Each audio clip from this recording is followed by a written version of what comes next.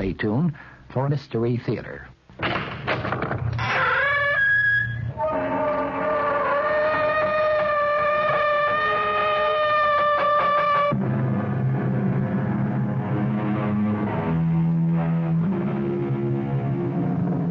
Come in. Welcome. I'm E.G. Marshall. I'd like to ask you something. What do you consider your most attractive feature? Your hair? Your eyes? Complexion?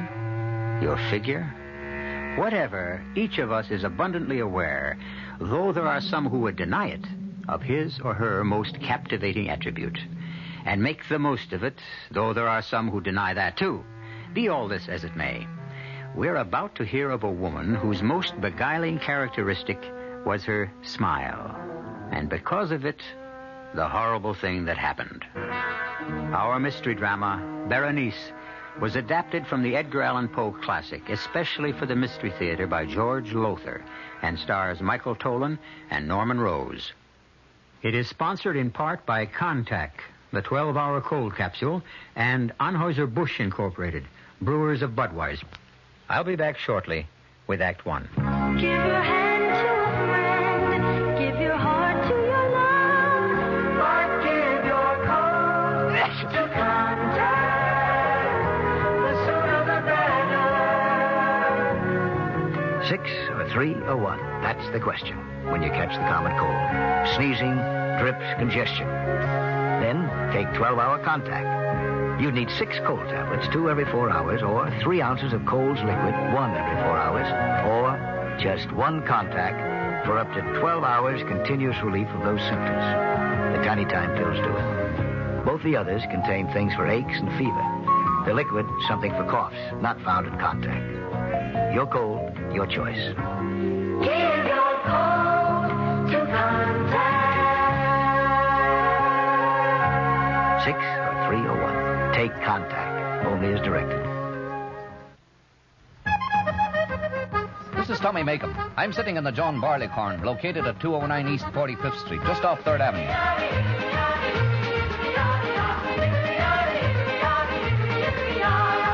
The John Barleycorn is New York's first and most famous Irish singing pub.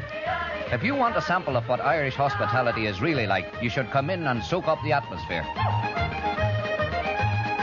The hospitality is warm, the people are cheerful, and the service is just fantastic. They have an old saying at the Barleycorn: there are no strangers here, only friends you haven't met. And you can prove that to yourself by dropping in any time. You can have lunch, dinner, or supper 7 days a week. And a good time all the time. The food is fit for royalty, and as a matter of fact, some of the recipes have been handed down from the courts of Irish kings. The John Barleycorn, the Irish oasis in Midtown Manhattan. For lunch, dinner, or special party information, call YU6-1088.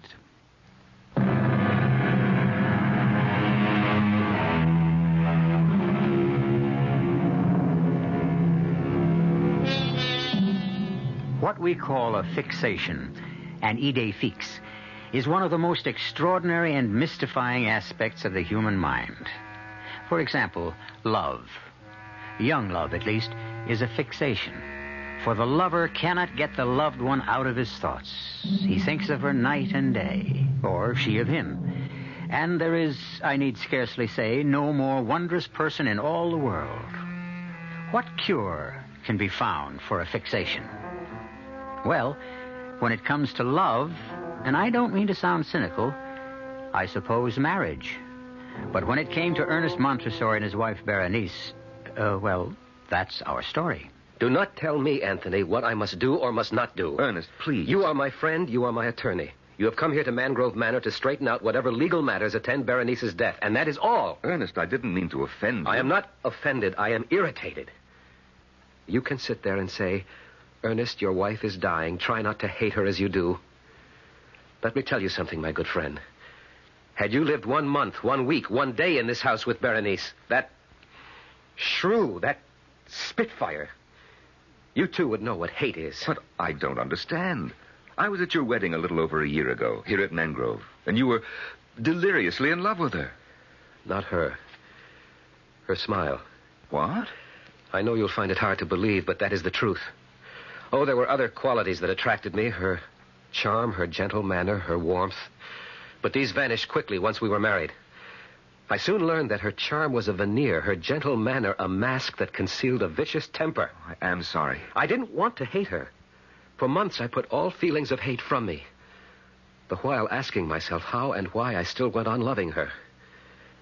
That's when I realized it was her smile. I still fail to understand. Look at Berenice closely, and you will see that she's really very plain, almost ugly. But one doesn't look closely at first. I didn't, surely, because of her smile, of what her smile was then.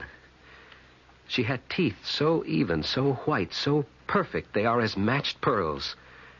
As for her lips, nowhere will you find lips so beautifully modeled, so sensuously inviting, so absolutely enthralling. I remember, yes. But Anthony, soon after our marriage, her smile changed, too. The lovely contour of her lips became an ugly sneer. She no longer smiled.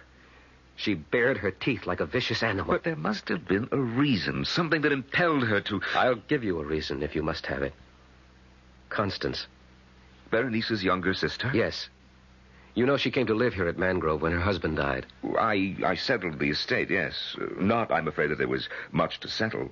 He left her penniless. Precisely why she lived here. Berenice began to think... Go no further, Ernest. I am well acquainted with what is termed the eternal triangle. In this case, there was no triangle. Not then. But there is now. Constance is what Berenice pretended to be. Gentle, innocent, loving. Yes, I have fallen in love with her, and she with me. But you may believe me, as Berenice never has, when I tell you that our love is and has ever been platonic. Neither of us has betrayed Berenice in any way. Yes, come? Oh, Constance, my dear. We were just speaking of you. You remember Anthony Lamb? With pleasure. You were such a help and comfort to me when my husband died, Mr. Lamb. I did what I could. You look upset, Constance. Berenice wants to see you. And she's in one of her blackest moods, I'm afraid. Is she ever in any other? Try not to be harsh on her, Ernest. She's dying, you know. I shall try. If you'll excuse us, Anthony. Perhaps I should come along. I have to discuss certain legal matters with Berenice, and it will be best if she knows I'm here. Come, then. But I warn you, my friend, you'll regret every moment spent with her.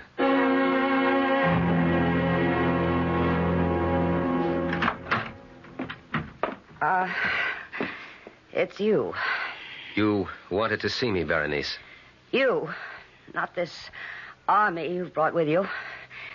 Get out of here, Constance. Of course. And who are you? I've seen you somewhere. I remember you. I'm Anthony Lamb, Berenice. I don't blame you for not recognizing me. It's been over a year. Oh, yes. Yes, I remember you now. Ernest's friend, the pettifogging lawyer, the shyster. Why are you here? Well, now Yes. Well, Ernest asked me to come because... Well, Berenice, I'm told you're quite ill, and at such times it's best to... To make sure that all will be legally neat and tidy when I'm cold in my coffin. Oh, you put it much... The only way it can be put. I'm dying, and I know I'm dying, and so do you. If you don't, you must be blind. And if you want proof of it, look. Once my smile was the most ravishing smile on earth. Look at it now. Yes. Yes, the color leaves your face, Mr. Lawyer.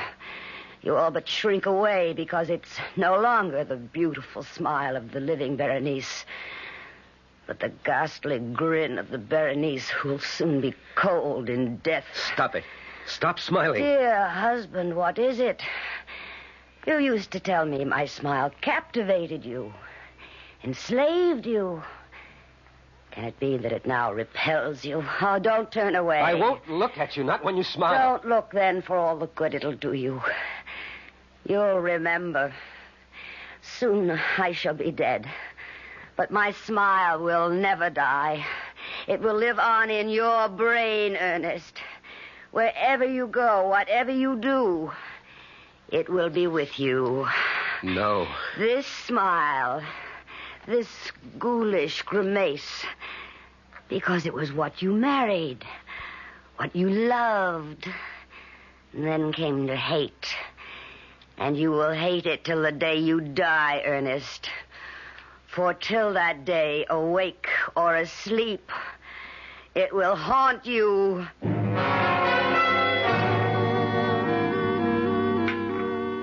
Would you care for more of the shrimp, Mr. Lamb? Well, thank you, no, Constance. Oh, and do call me Anthony, won't you? It'll make me feel so much younger. If you wish. Ernest, won't you eat? You haven't touched a morsel. Not hungry. But you must keep up your strength. If you're not careful, you'll be having nightmares again. Nightmares, Ernest?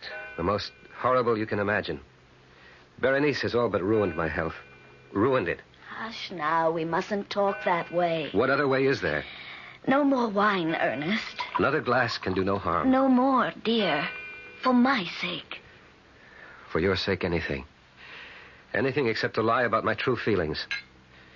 You, Constance, you have lived in this house for nearly a year. You know the hell she has made of my life. You know that I could not mourn her passing.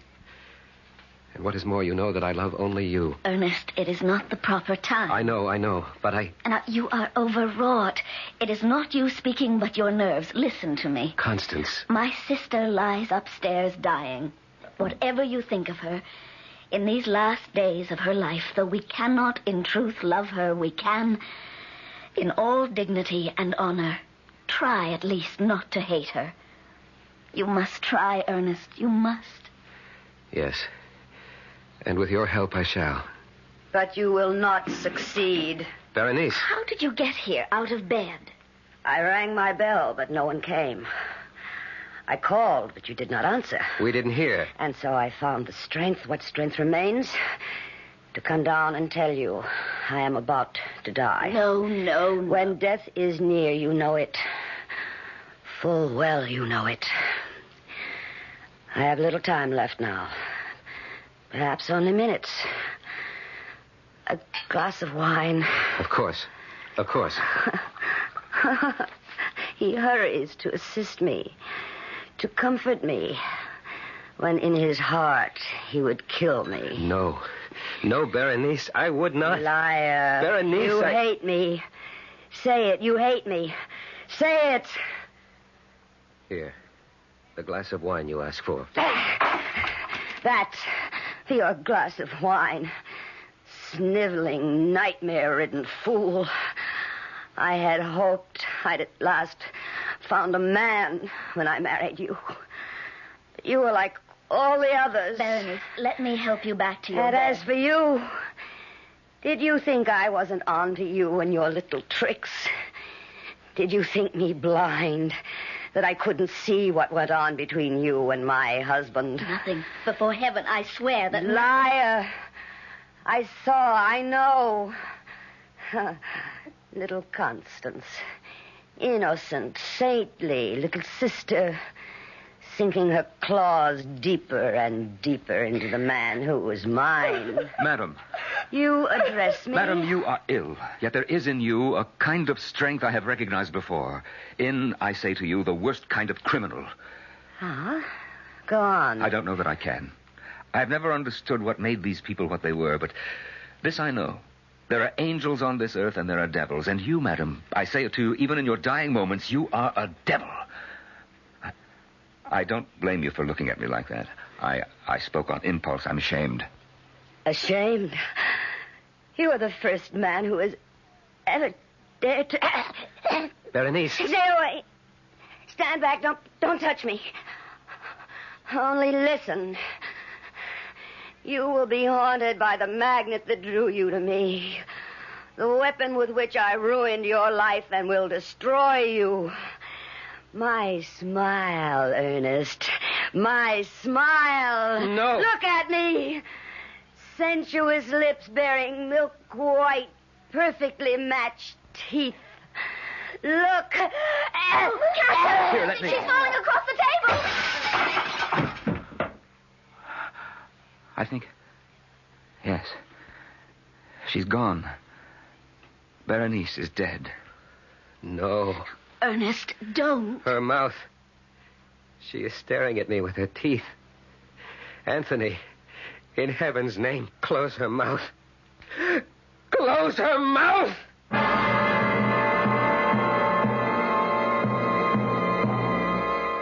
I said at the outset, you'll recall, that because of Berenice's smile, a horrible thing happened. What has just happened in the dining room of Mangrove Manor is indeed horrible, but nowhere near as horrible as that which is about to take place. I will return shortly with Act 2. Inside you're free. Inside you're free after all. You hear freedom spirit like a wild bird's call. Inside you're free. Inside you're free after all. Living free. Living free. You're driving a car you knew you were going to buy the minute you saw it. Skyhawk. Buick Skyhawk. You just knew a car this streamlined would be easy on gas. And you were right. In published EPA mileage test results, Skyhawk got 25 miles per gallon on the open road and 16 in the city. Buick Skyhawk. Dynamite. Inside you're free. Inside you're free after all. Living free. Living free. Living free. Hey, Mom, what's for dinner? Hey, Mom, what you got? We're all starting the new year with a close watch on our budgets. Your ShopRite supermarket is helping with economy dishes that are high in nutrition, low in cost. First cut beef chuck steaks, just 57 cents a pound. Semi-boneless chuck steak or roast, 97 cents a pound. Beef liver, just 57 cents a pound. Pork loin, a 7-rib cut, 77 cents a pound. Dress up your beef dishes with fresh mushrooms, just 79 cents a pound. Throughout the store, you'll find a lot more for a little less at ShopRite. She loves her family. She wants the best.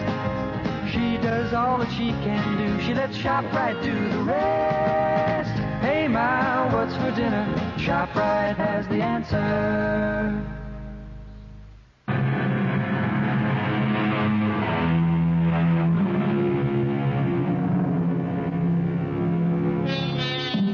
I think it was Sir Winston Churchill who said that when the human brain grabs hold of a thing, a worry, a concern of some sort, an anxiety, it grips that thing as in an iron fist and will not let it go.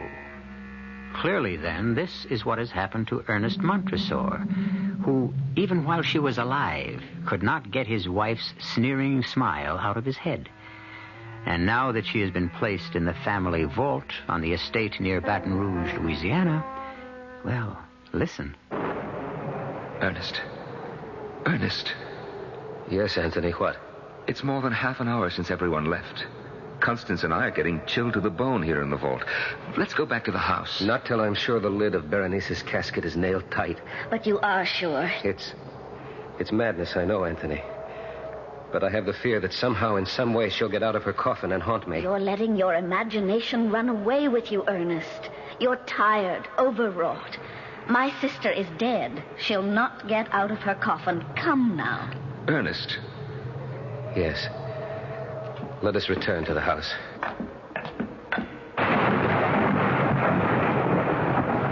I'll close and lock the gate. No, I will. There. She's well nailed down in her coffin.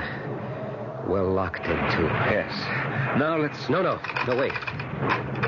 Good Lord, man, what now? I must make sure the lock is strong. Sound and strong. Now, Ernest, dear, that's enough. Don't tell me what is enough. Don't...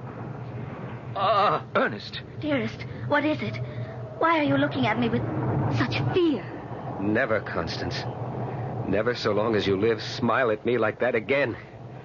You look like Berenice. But, Ernest, My nerves are shaking. I need a drink. Excuse me. He's in trouble, Constance. We'd best catch up with him. But, Anthony... Nothing to worry about, really. You just upset him a little when you smile. But that's the point. What? I didn't smile.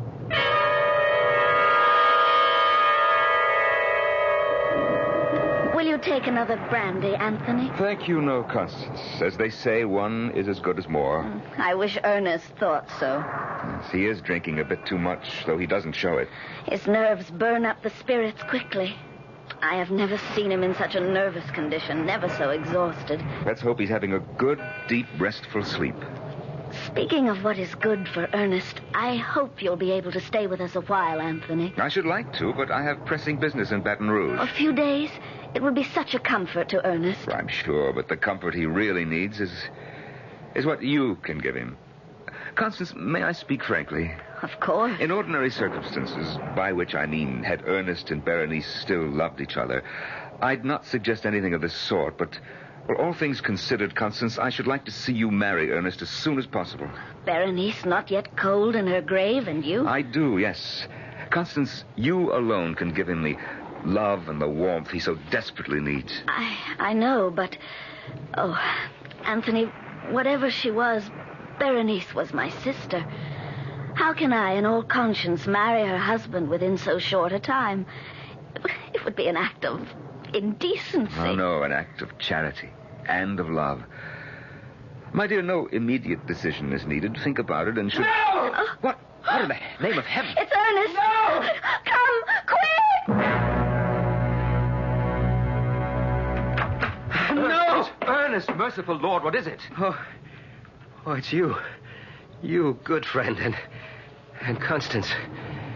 Then it was a dream. What was, my dearest? I dreamed that I was awake, that I'd awakened from a sound sleep. It was also real. I heard the storm outside and saw lightning brighten the room and thought, oh, good, I did manage to sleep and get some rest, and now I've awakened, and... Yes, and? And then I saw it, hanging in the darkness of the room, burning bright in the black pitch of night. Saw it. Gently, my darling, gently now. Saw what? Her smile. Berenice's smile, her disembodied smile, nothing else. It hung suspended in the dark before my eyes, the lips drawn back, the teeth shining in the blackness. Oh, Ernest. And then her teeth. Those terrifying white, even teeth parted as she began to laugh. The most hideous laugh I have heard in all my life. Her mouth, her bodiless mouth, as it laughed, it started coming closer to me. Closer. And I screamed. I screamed. Anthony, what's to be done? We must fetch the doctor, and at once.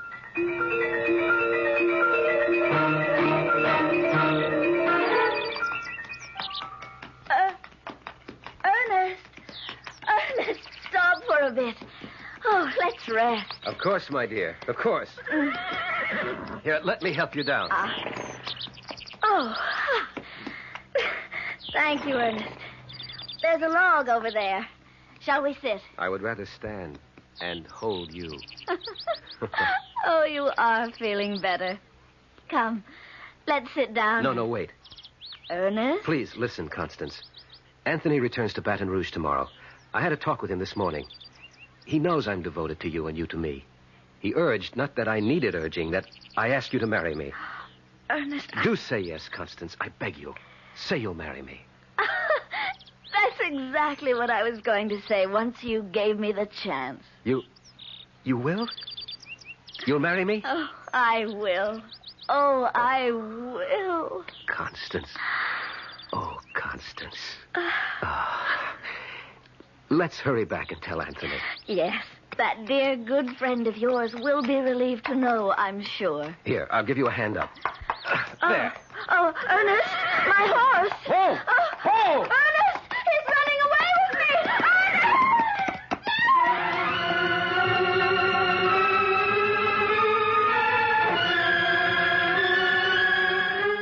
Anthony, I must go up. Patience, good friend. The doctor should be down any moment. But he's been with her for more than an hour. I knew she was seriously injured. I knew at the instant I picked her up. The way you described it, it was a bad fall. The horse, running away, for what reason God alone knows, tried to leap a high fence, failed to make it, and came down rolling on Constance as she lay beneath him. Oh, terrible, terrible. But no sense anticipating the worst. Constance may not be seriously hurt at all. Constance is dying. What? She is dying. Oh, come now, Ernest. You carry even your nerves too far. There's something I didn't tell you. When I got to Constance, she was unconscious. I knelt beside her, got my arms under her, raised her, and stood up. I began to carry her to the house. A long distance. I'm not very strong. I tire easily. And so after a short time, I stopped for breath and looked at her. Looked into her face, Anthony. Yes? Her eyes were open, and she was smiling. The lips pulled back, the teeth showing. For an instant, she looked like Berenice. For that instant, she was Berenice. Doctor, is she... Don't bother him now, Ernest. But I can bear no more of this waiting, this interminable waiting. Look at her. So deathly white, scarcely breathing, if at all. Ernest? She called my name. Constance. Oh, my own dear Constance. Hush now. When I am gone... No, you must not go. You cannot leave me. You cannot. When I am gone, I say, no longer with you. Remember that it will be only on this earth I am not with you. In spirit, I shall be beside you always. You are not going to die. You will be at my side, alive and beautiful, and my own dear adored wife. No, that is not to be. Berenice has seen to that. Berenice?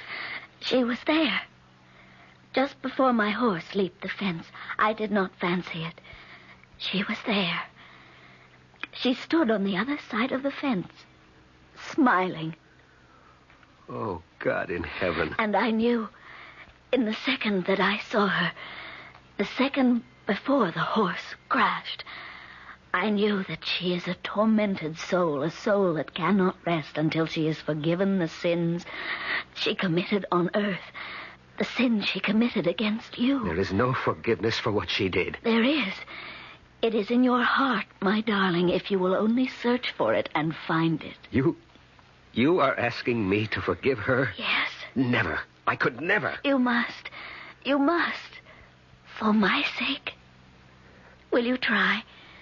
That is all I ask before I leave you, my dearest. Will you try? I will try. And I, in another world, will love you for it more than I have ever loved you in this. Kiss me. Oh, no. No, not if by saying that you tell me the time is near. Not if you tell me that. Yes. Oh, yes. Constance? Constance? I'm sorry, Ernest. She's gone. Oh, no. Leave him to me, Doctor. You have other matters to handle. Come, Ernest. Sit down. Here in this chair. Sit, and I'll pour you a brandy. Dead. Dead. Dead. I know how you feel, but you mustn't go to pieces. Think of what she said, that she will be with you, at your side always. What good is that if I cannot see her, touch her? What is he doing, the doctor? What must be done? Closing her eyes, straightening her limbs, placing her hands in repose. When he is finished, I shall sit with her, Anthony. Of course. And not leave her side till we take her to the vault. What's that? What? Listen. Someone laughing. No one is laughing, Ernest. Berenice. It is Berenice. Ernest. She is laughing from the vault. From the vault. You doubt me? Here. I throw wide the window. You hear? You hear? I hear nothing. Laughing in triumph. Vicious triumph, because once again she shattered my heart. Laugh, damn you, laugh! But I shall have done with you yet! I shall! Oh! Doctor, quickly. He's fainted dead away.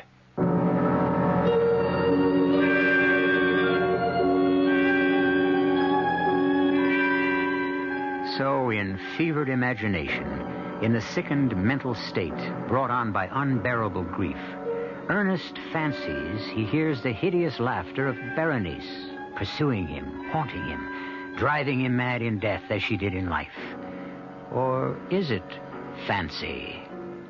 We'll know more about that when I return for Act 3.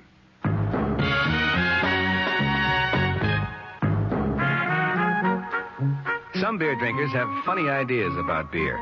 They think beer improves with age, like wine. We'll find a brewmaster, though. you'll find a beer drinker who knows better. The Budweiser brewmaster says it all depends on how beer is aged. Just letting beer sit in lagering tanks makes it older, not necessarily better. That even goes for keeping a case around the house for a couple of months. But there is one kind of aging that's good for beer. The Budweiser kind. Beechwood aging. In this kind of aging, something happens. It lets all the flavor of the choicest hops and best barley malt that go into Budweiser get through to you. Sure, it takes more time and trouble to brew Budweiser that way, but brewing beer right does make a difference.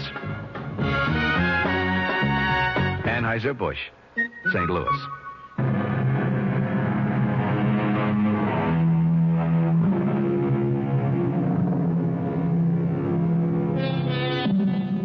Scarcely has the breath of life fled the body of his beloved Constance than Ernest Montresor hears, or thinks he hears, the triumphant laughter of his dead wife, Berenice. Even though Ernest's friend and attorney, Anthony Lamb, did not hear the laughter, can we say the laughter echoed only in Ernest's imagination? If it comes to that, who can say that imagination is not reality?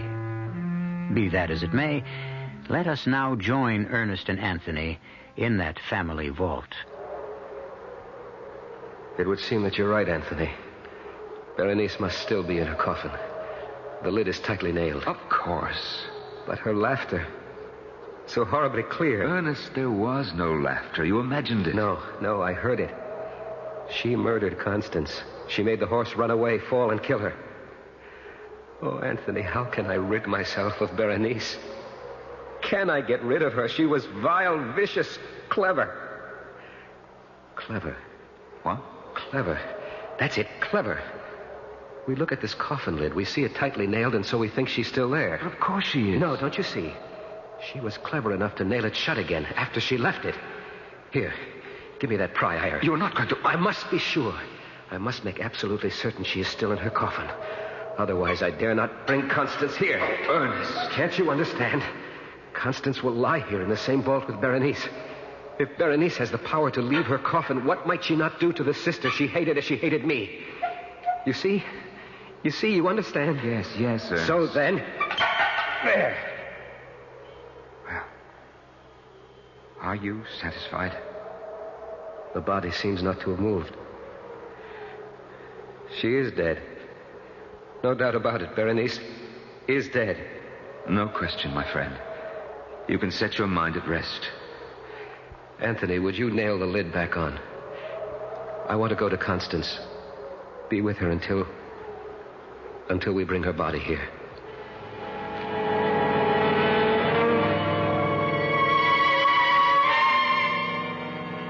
Ernest. Yes, Anthony? Ernest, it's 2:00 in the morning. Not for her. Not for Constance.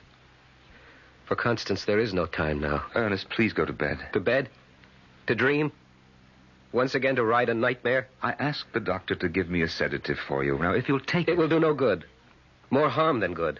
I've taken them before, and I cannot leave Constance alone. Not to the awful loneliness of death. I will stay with her. No. I will. I must.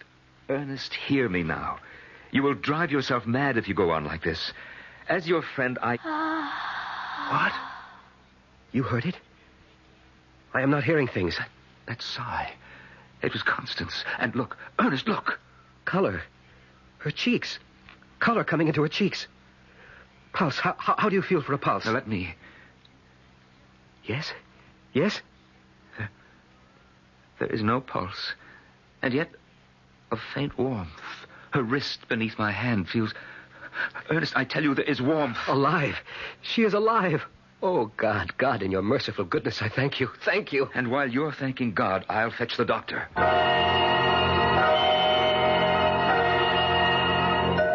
Thank you, Doctor. I'm sorry to have put you through all this trouble. Thank you, and good night. I'm sorry, Ernest. Strange. Very. There was color in her cheeks, warmth in her body. Yet by the time the doctor arrived, the warmth had fled, the color vanished. She was once again a corpse. Anthony, what do you make of it? I cannot say. I don't know. It's one of the The most baffling things I've ever seen. But then Mangrove Manor seems alive with strange things. Not so strange if you had lived a year with Berenice. If you had come to know her as the devil she was. I begin to believe you. It's 4 a.m, and I've been up. We both have been since early yesterday. There'll be much to do tomorrow, and both of us must get some rest. No, not I. I will stay with Constance. All right, Ernest, but be sensible. Take that large armchair in the corner and see if you can at least doze for a time. Very well. I'll go to my room for an hour or two of sleep. All right. And Anthony, thank you for all you've done. That's nothing. Nothing.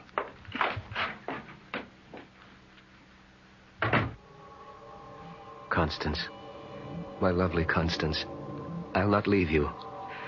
I shall be there in that chair across the room. In this chair, Constance, still very near you, still watching you, waiting with you, through the long silence of death. Again? It was you? Again? You are sitting up. You are leaving the bed and coming toward me. You are not dead. You live. Oh, let me see your face.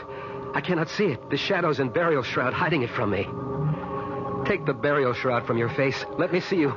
Constance, beloved, let me see you. Why do you laugh, my darling? Why? Is it happiness at finding yourself alive? Is it joy in knowing you're not dead after all? Here, let me take away the shroud. There. What? The lips, why? The teeth. Berenice. You are Berenice in Constance's body.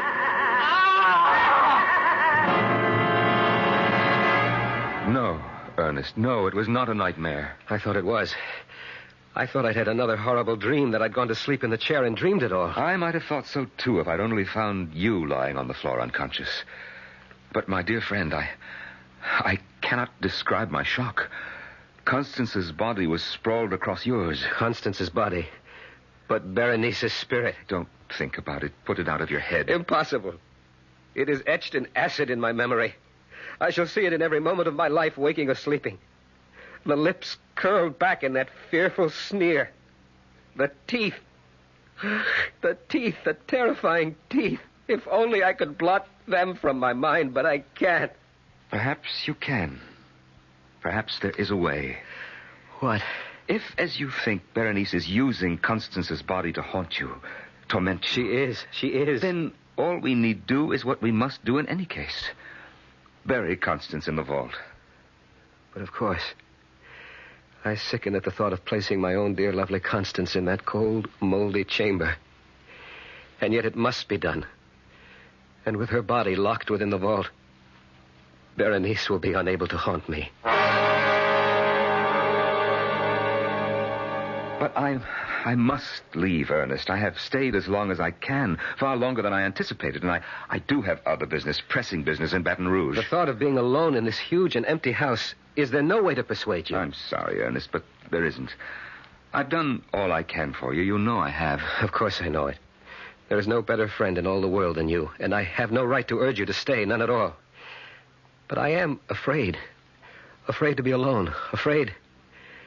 Of all things, it is a madness. Afraid of Berenice's teeth. I suppose it is a form of madness.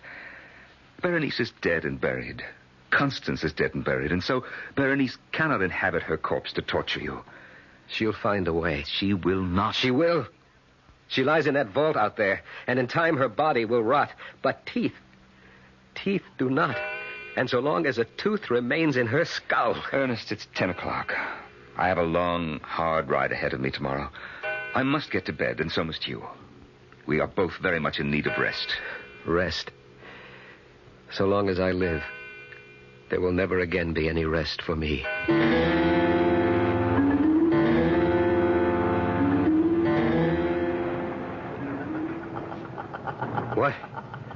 What? Berenice, that laugh. Did I hear it or only dream?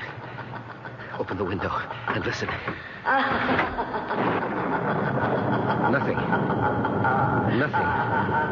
A dream, another nightmare. To bed, Ernest, too. But what is this? I'm wet to the skin. My nightclothes are drenched. My feet caked with mud. Oh, wait. Wait, it comes back to me now. The dream. The nightmare. Was it a dream, or did I? Anthony! Anthony! Anthony! I'm coming. Good Lord, man, what is it now? Come in. Come into my room. Yes, but what is it? What's happened? Another of your awful nightmares? Well? I don't know. You don't know if you had a nightmare or you didn't? If it was a dream, then that's what it was. But if it wasn't, if I really did the thing I thought I dreamed, then Anthony, I am mad. What do you mean? I mean that if I really did it, I've done something so horrible it could only be the work of a madman. Ernest, what did you do? I dreamed. Oh, make it a dream. But look at me. My clothes soaked through. My feet muddied. I must have done it. Done what? What? I left my bed and went outside to the tool shed. The tool shed? And found what I was looking for. And then I went to the vault. In this storm you went? Yes, to the vault. I unbolted the gate and went in.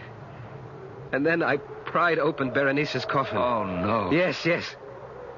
There she lay, moldering in death. But the lips drawn back and the teeth, those white, even, perfect, gruesome teeth, exposed. I stared at them, stared in a horror of fascination. And then taking the instrument I brought with me, I did what had to be done to save my sanity. What? What did you do? I dare not speak of it, put words to it. Nor can I bear to look. Look? To see, was it dream or reality? Look at what? When I had done it, I returned here to my room. I placed the instrument on the mantel. In my dream, I placed it there. And though it must be a dream... Please, go to the mantel. See if the instrument is there. Very well, Ernest. I see nothing here but a pair of pliers. Oh! This is the instrument you used in your dream? No dream.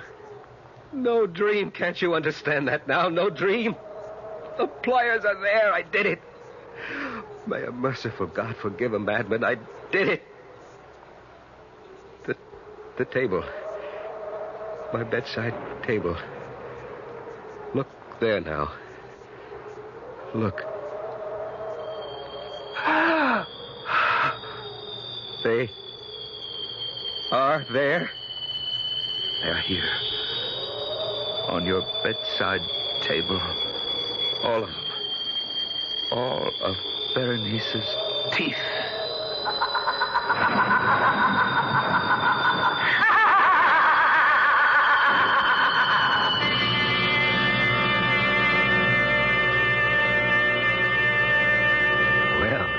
A toothsome tale, was it not? Something to let your imagination chew on? Sorry, couldn't resist that. Seriously, though, this story, as many another, reflects that certain mystery which has puzzled mankind since the first tick of time. Which is the reality of our lives? Which the dream? You got me. I'll be back shortly. Murder on the Orient Express is movie magic. The most entertaining evening of the year cheers Liz Smith of Cosmopolitan. Judith Chris, New York Magazine, claims Agatha Christie's marvelously intricate whodunit becomes a joyous experience, a feast in any season. And Playboy calls it sheer old-fashioned escapism. See Murder on the Orient Express from Paramount Pictures, rated PG, parental guidance suggested. Murder on the Orient Express is now playing at a theater near you. Our cast included Norman Rose, Michael Tolan, Joan Lovejoy, and Roberta Maxwell. The entire production was under the direction of Hyman Brown. Radio Mystery Theater was sponsored in part by Buick Motor Division. This is E.G. Marshall inviting you to return to our Mystery Theater for another adventure in the macabre. Until next time, pleasant dreams.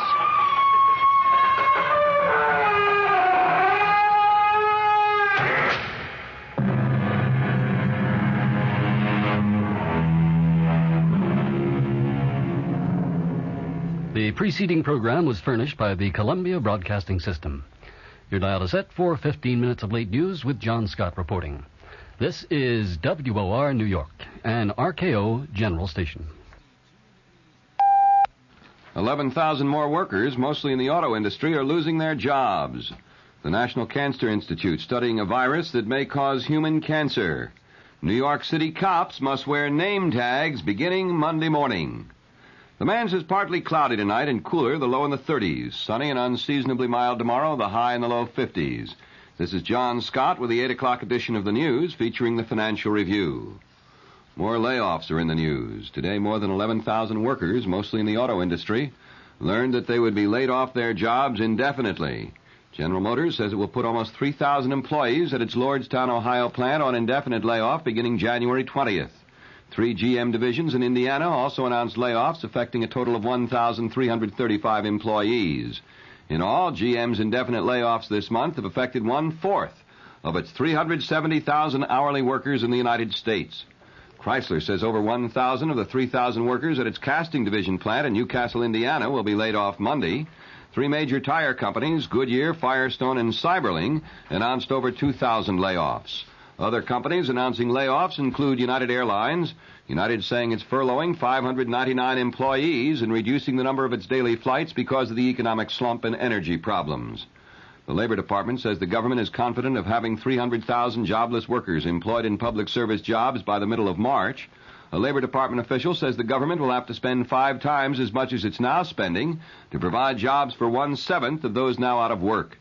The official estimates that all levels of government will spend about $17 billion to ease the pains of unemployment. Meanwhile, President Ford reportedly is considering asking Congress to approve a $15 billion rebate on 1974 income taxes. This would reportedly amount to about 10% of the total taxes. The Booth newspapers say Mr. Ford will make the request in a State of the Union message to Congress, coupling it with a proposed tax cut for 1975. The new chairman of the House Ways and Means Committee wants a tax cut for middle and lower income people. Representative Al Oman thinks a cut will help the recession by pumping billions of dollars back into the economy. The Oregon Democrat wants the measure acted on quickly. I'm going to recommend to the committee that we go into immediate consideration of an emergency tax measure. It's my hope that it will involve immediate relief to individuals in the low and middle income brackets. It will give some corporate relief where it's needed and might very well include part of the energy package and an end of the depletion allowance that we had recommended last year. That's the kind of package I think we can act quickly on. It's my hope we can get it to the floor of Congress by the 1st of March and get it passed by the House and then over to the other body where they can move on it hopefully very expeditiously and hopefully limiting it to the emergency measures, non-structural measures that will feed revenues back into the economy, which is the whole purpose of the bill. Major northeastern sugar refiners cut the price of their industrial sugars by more than $3.50 a hundredweight today. The price cuts by CPC International, Amstar, Sucrest, and the National Sugar Refining Company are the first since December 13th. The Food and Drug Administration has extended its restrictions on the use of saccharin. This came after the FDA received a new scientific report which failed to establish the safety of the artificial sweetener. Since February 1972, the FDA has restricted the average adult's intake of saccharin to 1 gram a day. The FDA says it will take several months to complete more exhaustive tests. The National Cancer Institute is trying to determine whether a virus isolated at the institute is a human cancer virus. The virus was discovered in blood cells originally taken from a victim of a rare but lethal form of leukemia. The institute is studying the virus to determine whether the virus is of human origin and not a contaminant from an animal. A White House spokesman says President Ford is giving intensive consideration to South Vietnam's request for additional U.S. funds. Presidential spokesman Ron Nessen says Mr. Ford feels the amount of aid voted by Congress to both South Vietnam and Cambodia is inadequate. Nessen said the president's concern relates to what he feels is necessary to allow the South Vietnamese adequately to defend themselves. Nessen wouldn't say how much extra aid the president might seek. Senate Majority Leader Mike Mansfield said he's opposed to any additional aid for South Vietnam or Cambodia, and the Montana Democrat adds that such a proposal would probably meet vigorous resistance in Congress. Former President Nixon celebrated his 62nd birthday today at his San Clemente, California estate. Mr. Nixon, recuperating from surgery for a blood clot in his left leg, spent the day quietly with his wife, Pat. The WOR News Time. It's 5 minutes past 8. Food shoppers, by this time, one of your New Year resolutions should be to save on your weekly food bill, and the place to do that is at any nearby Bohack or village supermarket. Here are some examples of real savings for you. USDA choice beef, top or bottom round roast for a low $1.29 a pound. You'll also find a pork loin sale. The rib end is just a low 79 cents a pound. And here's a special price reduction. USDA grade A large white eggs, only 79 cents a dozen. And with any additional $5 purchase and coupons, you can save on all of the following. Wesson oil, the gallon jug, only $4.79. Scott towels, the jumbo roll, just 29 cents. Hunt's tomato sauce, the 8-ounce can, just 5 cents. And Pillsbury Ballard biscuits, the 8-ounce size, just 7 cents.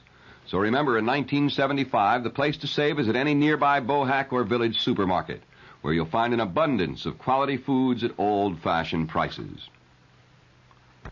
The federal government has found appalling conditions in some local nursing homes. The Department of Health, Education, and Welfare says it will no longer support nursing homes that don't meet federal requirements. HEW says it will cut off federal Medicaid funds to 5 homes in the city and 9 in New York State. It's part of a new federal policy. Assistant HEW Administrator Peter Franklin explains. Where the nursing home has a provider agreement and is providing services under the Medicaid program, and we go in as the federal government and find that this home does not meet the conditions of participation established by federal regulation under Medicaid, we will notify the state, be it New York or any other state in the union, these are national regulations, that we are terminating the federal financial participation, the 50 cents on the dollar, to this nursing home through the state. And this is very major. This will assure that the taxpayers' funds will not be used to support unfit care. Governor Carey will name a special prosecutor to investigate alleged Medicaid fraud in the nursing home industry in a day or two. Informed sources said that those being given strongest consideration for the post were Special State Prosecutor Maurice Najari and Joseph Hines, First Assistant to Brooklyn District Attorney Eugene Gold. Also reported to be under consideration was Morris Abram, former president of Brandeis University. This just in, former Brooklyn Congressman Bertram L. Podell, a state and federal lawmaker for 20 years, was sentenced tonight to 6 months in jail and fined $5,000 for using his influence as a Democratic congressman in an effort to obtain a Bahamas route for a Florida air taxi service. The Long Island Lighting Company, Lilco, now has the authorization to boost electric rates for the second time in a year. The State Public Service Commission has approved the latest rate increase, which would yield $35,600,000 a year for Lilco. Together with the interim rates in effect since last June, the utility would receive $64,300,000. The director of meat purchases for the Waldbaum supermarket chain has pleaded guilty in federal court to receiving kickbacks from wholesale suppliers. Without opposition from the U.S. Attorney's Office, 51-year-old Barnett Friedman was allowed to plead guilty to one count of receiving over $4,500 in kickbacks during 1972. Now, we'll have the weather and the top of the news in brief right after this.